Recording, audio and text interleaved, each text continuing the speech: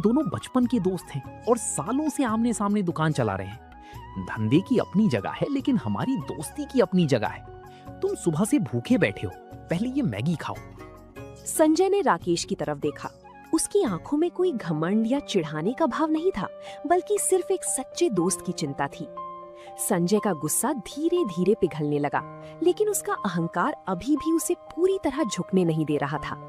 संजय चुपचाप उस गर्मा गर्म मैगी की प्लेट को देखता रहा। उसकी नाक में मसालों की वही लाजवाब खुशबू आ रही थी जिसने पूरे गांव को दीवाना बना रखा था। राकेश के बार बार कहने पर संजय ने भारी मन से एक निवाला मुंह में रखा। जैसे ही मैगी उसके मुंह में गई, उसे समझ आ गया कि वो क्यों हार गया था। उस स्वाद में सिर्फ मसाले नहीं थे, बल्कि राकेश की मेहनत और ईमानदारी का जादू था। संजय की आंखों में आंसू आ गए। राकेश भाई, मुझे माफ कर दो। मैं कितना अंधा हो गया था।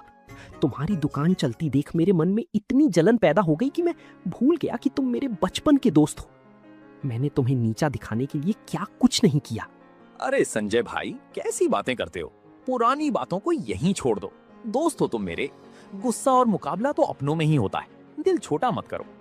नहीं राकेश, आज मुझे समझ आया कि धंधा सिर्फ पैसे और बड़ी दुकान से नहीं चलता।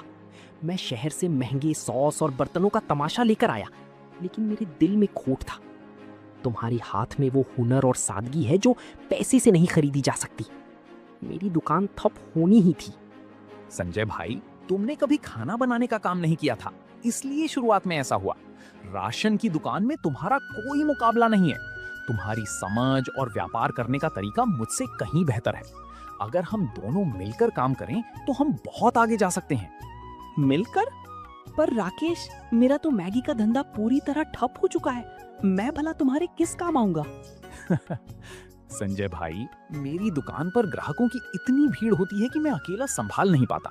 सामान लाना, हिसाब किताब रखना और व्यवस्था संभालना मेरे बस की बात नहीं है। अगर तुम मेरा साथ दो तो